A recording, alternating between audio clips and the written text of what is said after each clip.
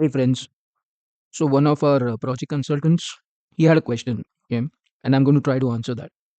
So the question is this: can we make labor distribution for an employee for a range of projects that exist across different business units? Okay, so that's the question.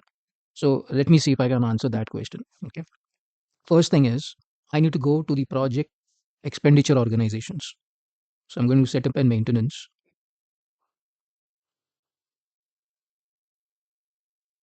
Okay, and let me go to the project organizations, and then let's go to manage project organization classifications. Look for a status as expenditure, or sorry, classification as expenditure organizations, project expenditure organizations. For today's date and click on search. Okay, so you can see that there are different types of organizations which are expenditure organizations. Okay, so what I mean is it could be a legal entity, it could be a business unit, or it could be a department. Okay, it could be anything. Let's keep this page open and let me go to duplicate, and then I go to projects. So under projects, we have a tab called labor distribution. Okay. So this uses Redwood pages, kind of a new interface. So let it load. Okay. So first thing it gives us the option is to create a labor schedule. Okay. So let's go and create a labor schedule.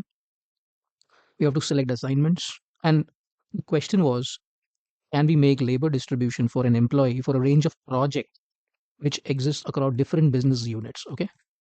Now that is possible, but not directly, but indirectly. So first is the person. Okay. Employee. So let's say we go and select a person. Okay.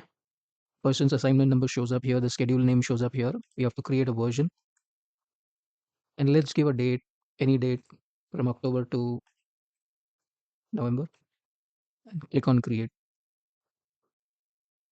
Labor schedule already exists. Okay, let's try for somebody else.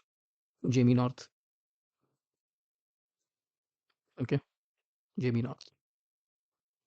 All right. So this creates a schedule, and then this is where we have to write the rules for the distribution. Okay, that is this part, labor distribution for an employee, but we are trying to achieve, if it's possible, different business units, right? Right. So coming to this create rule, you can select project here, because if you do non-project, it's just the GL account distribution. But let's say we do the project here, we can go and select the project. So let's say we select some project, okay, and we select the corresponding task. Award is optional, funding source is not needed. Now, your expenditure organizations, right? So the answer to that question is we cannot directly do it with a business unit, but if the business unit is set up as an expenditure organization, then yes, it is possible. So here it shows me the list of expenditure organizations. So you can notice that it is not only showing me the US expenditure organizations, but it is also showing me the other countries' expenditure organizations, all these, right? So this is what we looked for. So this expenditure organization internally is assigned to the respective countries, eith- either as a business unit, or it could be a legal entity, or it could be a department in the hierarchy, right? That's how it is differentiated. So here you need to select, let's say, consulting US, okay, and then here we are going to select the expenditure type as miscellaneous labor, and let's say we define 50%. Okay, all right, so that's one. Now you create another rule, and then create another project here. Let's say, or you want to define the same project or multiple projects, that's fine. Let's select another project, another task, and let's select a different consulting organization, expenditure organization, and the type we'll keep it as miscellaneous labor, and the remaining percentage we can give it as 50 and create it.